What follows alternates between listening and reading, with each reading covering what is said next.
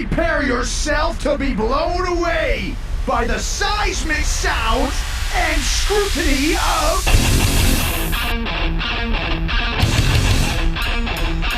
Aftershocks Podcast with Chris Aiken and Matt Hartnett.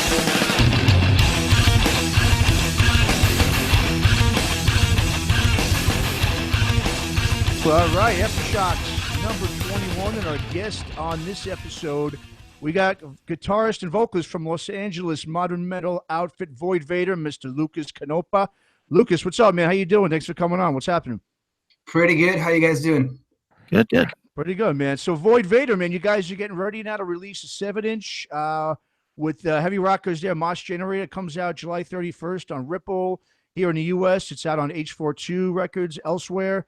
And the name of the record is called Covering Queen. So it's in reference to the band Queen. You guys are both Mos Generator and Vator are covering a track each from the legendary hard rockers. And, you know, personally, man, I'll be honest with you, I'm not like the biggest Queen fan, but I did grow up in a household where Queen was played all the time. And one of the songs I do love by them is the one you guys are covering, man, Tie Your Mother Down.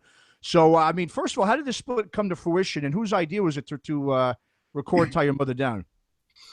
Well, we wanted to do a Queen cover, and I always loved that song. I remember I had the Wembley DVD, 1986, and that was one of the songs that I was like, oh my god, that's such a banger, you know, like it's like a hard rock song. And you know, Queen is a very versatile band, and they do all kinds of style of music. But that one, I was like, that's just a banger, you know, hard rock song. So, like, I think we can make it even heavier, especially if you listen to the recorded version, to the studio version. It's more like a bluesy type, and we were like, no, we're gonna make it like straight up hard rock, you know, heavier guitars. You know, vocals should be more aggressive, and the drums should be more overwhelming. Like basically, like it's like Tie Your Mother Down on steroids. That was our original idea, and that's the way it sounded when we played it live. And then when we recorded it, it was the same thing. And the way honestly, the reason we recorded it is because Herman, who was living in England at the time, came here for a tour. And I was like, dude, while you're here, why don't we go into the studio and record some music? And that was one of the songs. Nice. Yeah, and we just did it. And we actually did it together. It was him and I playing together without a click or anything. We're just looking at each other going, Nice. Yeah, I love that. Cool. Nice. Yeah, I love that that song. I love the beginning of that song, the guitar part, that like minute guitar part that Brian May has. That's like one of the best Queen songs. And the thing is, you don't really hear people talk about that song much when you think of Queen. It's not really the song, right? So I thought that was a great choice you guys did for the record. So I mean, you guys now, you know, being based out of LA, Vator, you know, LA obviously always has been and always will be, you know, a hotbed for hard rock and metal. But definitely one of the biggest challenges I think bands face nowadays from LA is the whole pay-to-play scheme that's engulfed around the whole Sunset Strip. You know, I mean, it's been going on for a long time. When I had my label living down in LA, we went through that whole thing too, and it was real pain. You know, it was tough, man. You know, having to pay, you know, buy 30 tickets, selling for $15 a pop. That's a lot of money for a band, for like, you know, especially a band that's trying to, you know, get started, you know, like you guys were starting to do.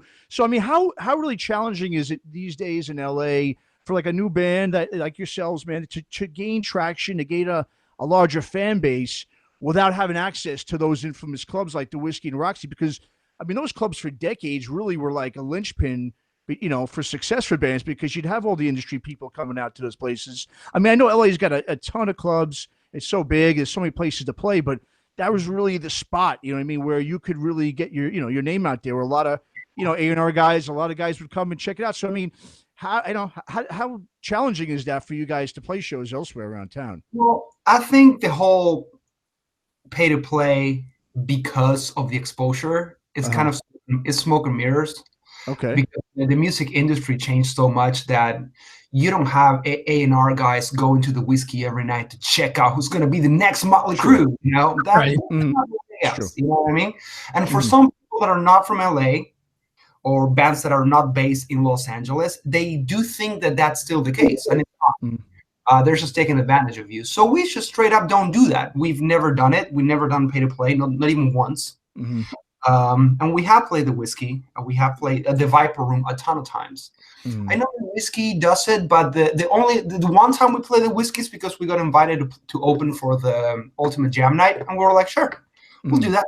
You know, and the Viper Room is one of our favorite venues because they do understand that in order to create a new scene, then you can't do pay to play, and you can force bands to pay you in advance. You gotta actually support the bands and build them up so we can build each other up, as opposed to trying to take advantage of someone.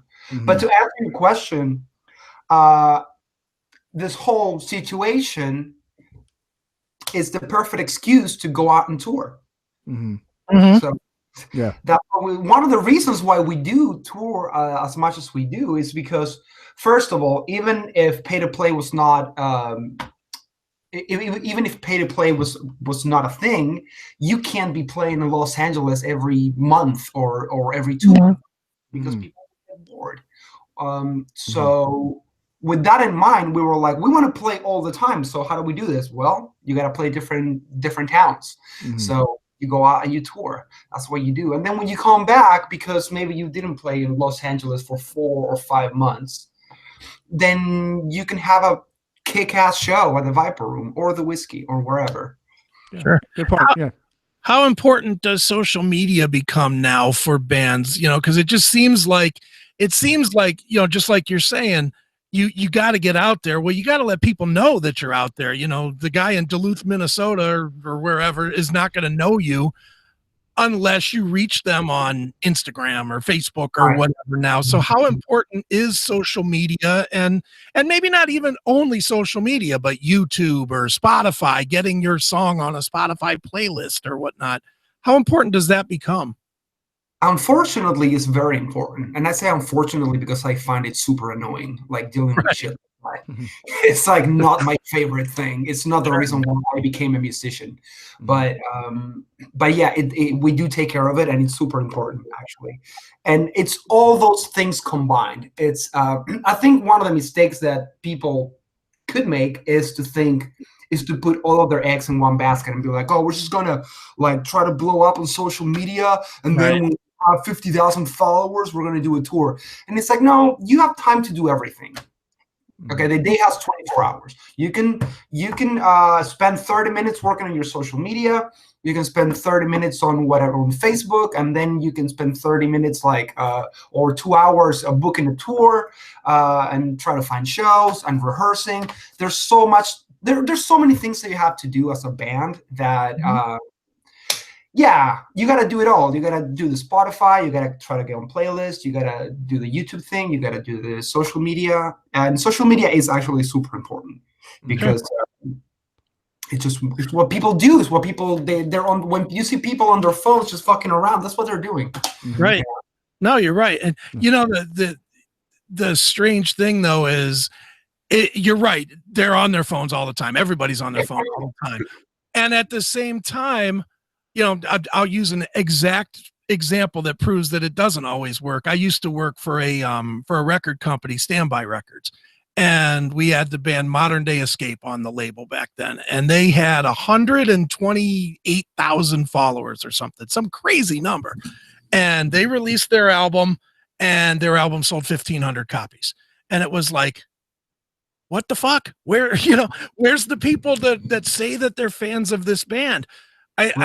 I think you have the right idea. You can't invest everything into one thing, because ultimately, and if you're gonna invest into one thing, the one thing you should invest in is the live show, because at least those people are actually in front of you and supporting what you're doing. No? I do agree. Yeah, because that's where you are going to find the hardcore fans. Okay, because every civilian is on social media. So maybe they'll give you a follow, but are they hardcore heavy metal rock fans?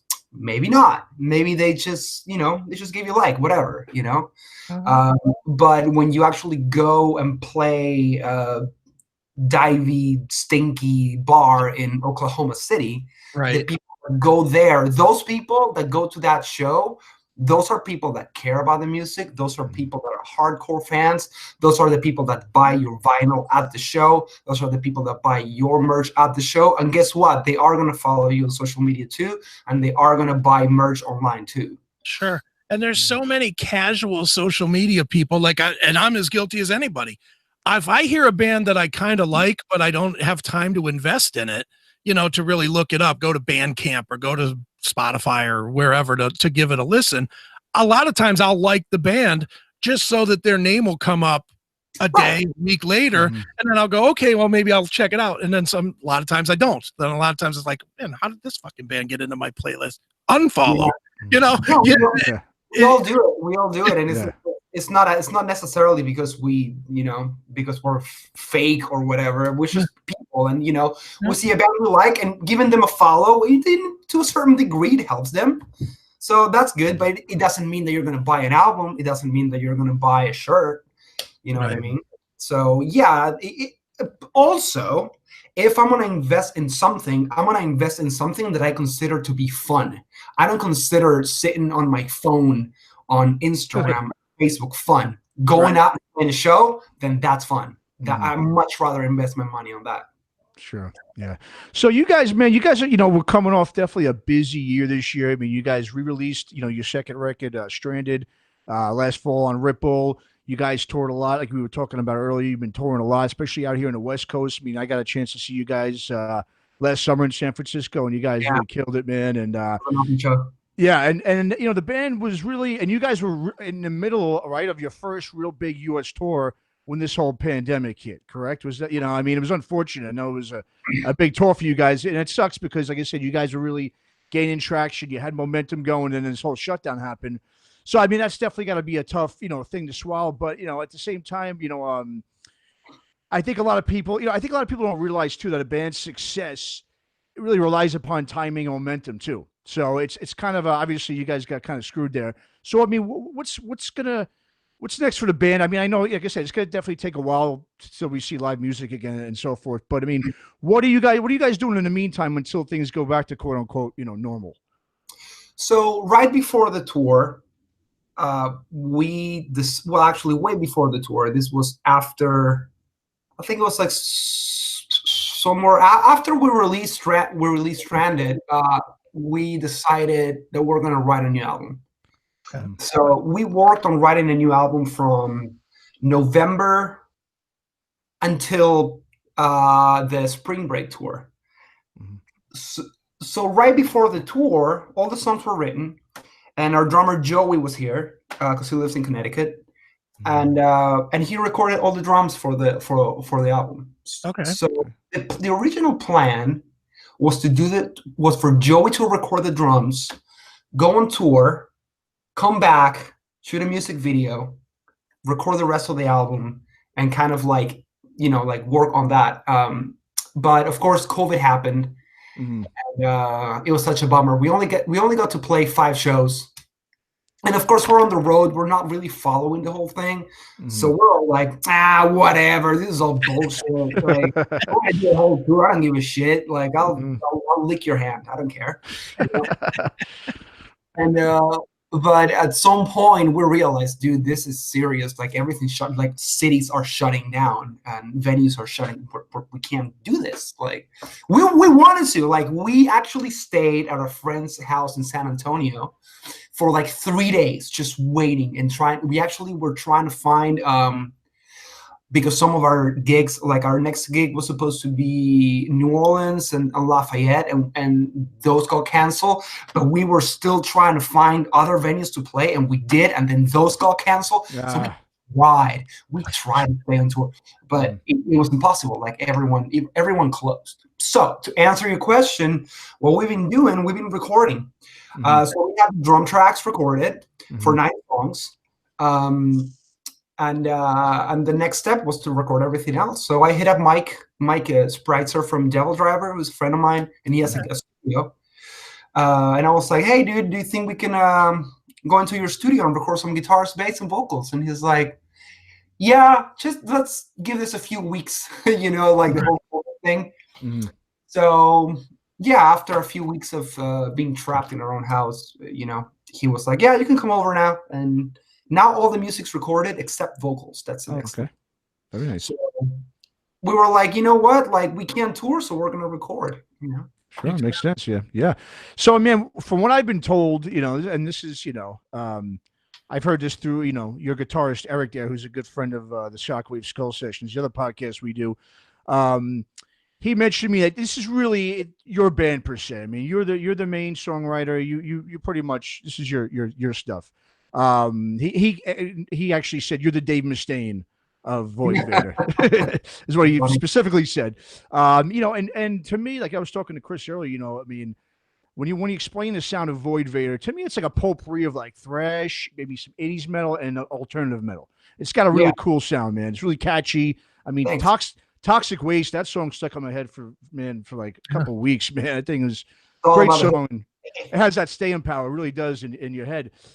So I mean, although you've got all that creative control, you know, and that pull that really musicians really desire, you know, in a band setting, you know, there's also, I guess, a lot of pressure too that goes with that when things don't go so well. So I mean, how is it being the Dave Mustaine type of guy in a band? I mean, not in terms of personality, of course, you're nothing like him, but I mean, in terms of just being, you know, I want to have his bank account, dude. Well, yeah, exactly, right? Yeah.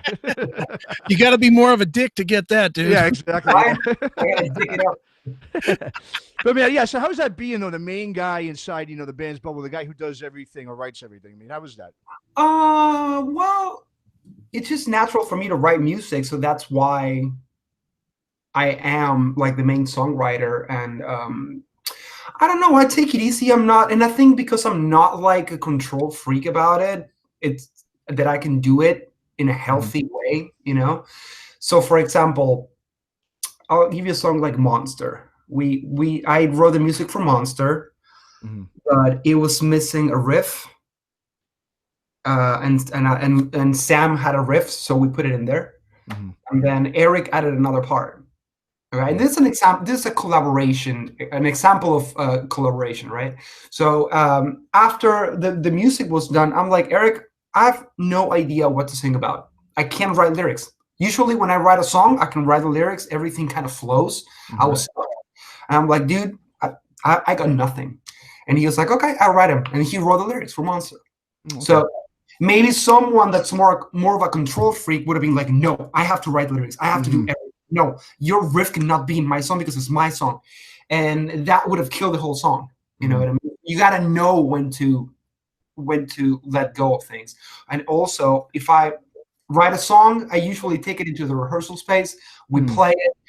Everyone gives their 2 cents, you know, like if there's something that doesn't sound as good as it could, we're all good friends.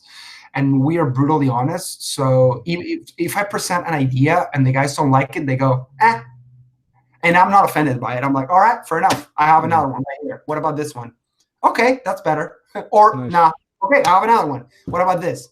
And if they want to change, if they think that maybe a part of the song is too long or too short, they're very, like my bandmates, Eric, Sam, Joey, and Herman, when Herman was in the band, they have no problems with being vocal about what they think. Sure. And I appreciate that. I don't want people that just go, yeah. Now I want people that is gonna make people that are gonna make the songs better. Right. No, I am the main songwriter. And sometimes I present finished songs that the guys like, and there's nothing to work on. You know, they go like, "Oh, that's great." There are songs that need more work, and we put in the work together. And then, you know, it's not just me 100%. Gotcha. Okay. Sure. Now, when you do have the other guys contribute, though, do you hold on to that as the guy that is the primary creator? Meaning, what I mean is, a year and a half later, when you're past and you're working on other stuff, but you play the show, do you still think, all right, that's his part? Does that still come into your head, or does it, or do you accept it as Void Vator once it's recorded?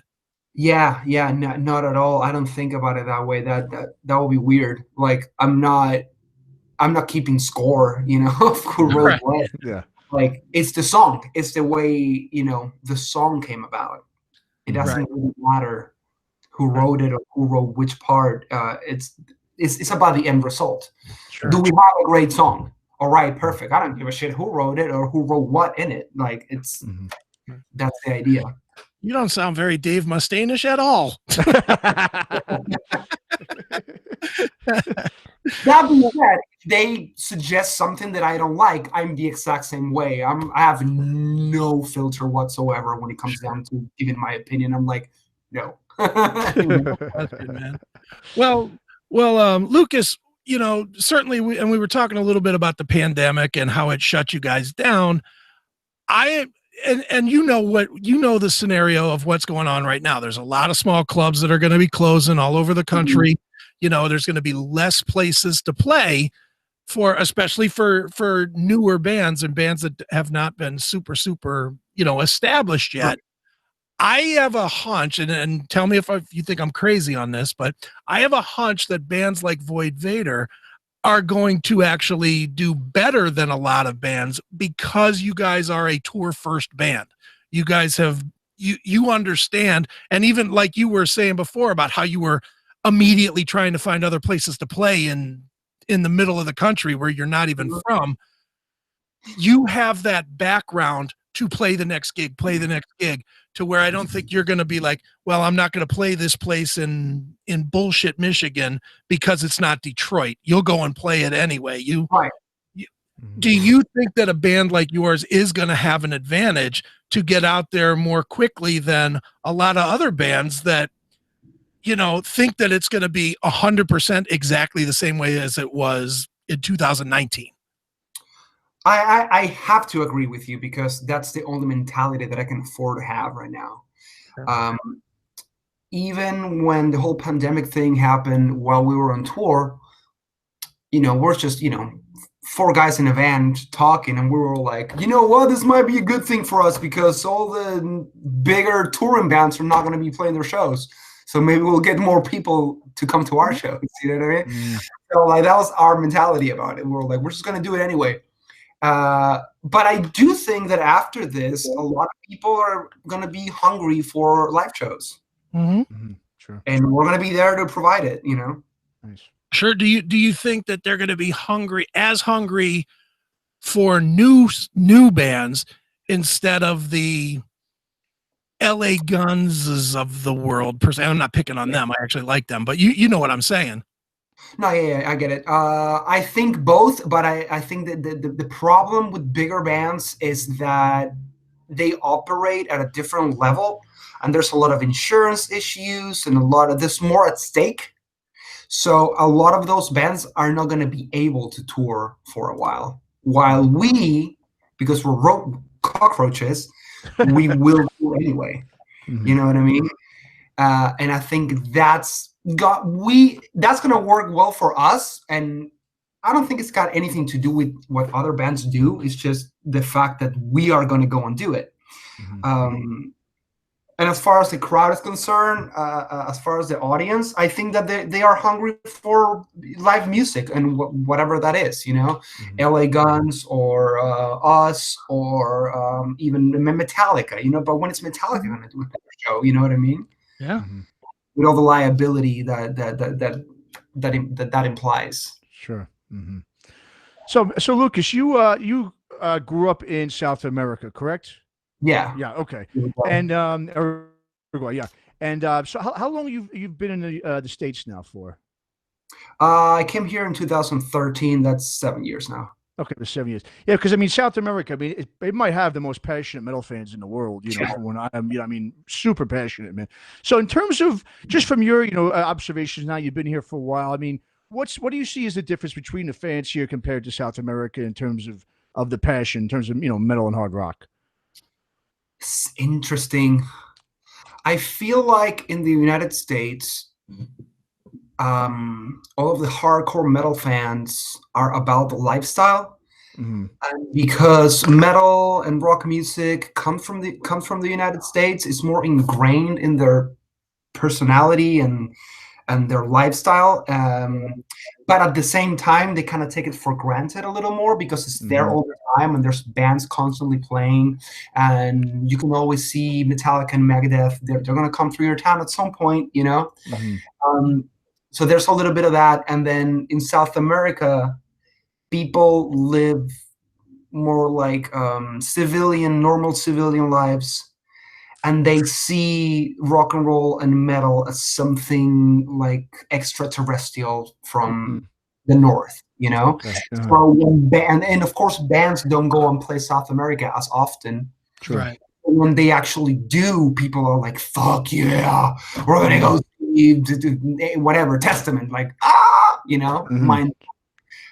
And that's the event of the month, you know, okay, in South America. So that's why when you see footage of bands playing in Argentina or even Uruguay or Brazil, you see those crowds going absolutely apeshit. It's because they've been waiting for 6 months, you know. And you see those huge, like Rock in Rio, you know, Rock, you know, what is that? 120,000 people every time they do it. It's crazy. Yeah, I remember it was that that film, that Global Metal, the Sam Dunn one. I remember, I think it was Iron Maiden was playing, I think it was in Colombia, and I remember that was such a great little segment they had because you could see once they were done, everybody just started like broke down, and a lot of people were even crying because they quit their jobs to go see the show. I mean, they did spent whatever amount of savings they saved up just for this show, and now it was all over, and it was like this. You know, they had such this experience, and now it was like, now what? You know what I mean? And you just see that it's just a passion there. It's unbelievable. You know, it's something I just took notice in. Yeah. But cool, man. All right. Go ahead, sorry.